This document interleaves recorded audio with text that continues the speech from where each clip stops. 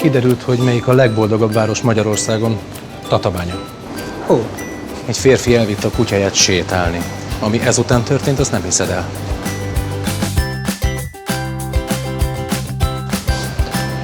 A Black Babas 49 év után tényleg végleg abba hagyja a koncertezést.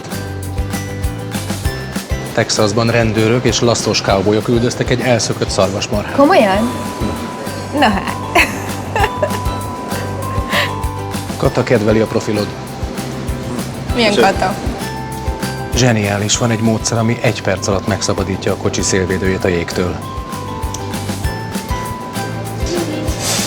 Angéla és 31 másik ember kedveli a képedet. oké. Köszönjük. Lezárták a 3-as utat Bükk Ábránynál, mert vízátfolyások miatt leadtak az autók. Indiában egy oroszlán Prédának nézte az Nem érdekel. autóját. De mi ez? Szeretnénk nyugodtan enni. Ne foglalkozz vele. Ha nem beszélsz, az nem jön. Ne foglalkozz. Próbáljanak meg nem elázni. Kedves uram, bocsásson meg, vacsorázni jöttünk ide, hadd kérjen meg, hagyjon bennünket békén. És ha nem vagytok rám kíváncsiak, nyugodtan kikapcsolhattok. Itt kell kikapcsolni magát, mert akkor... Én megnyomnám.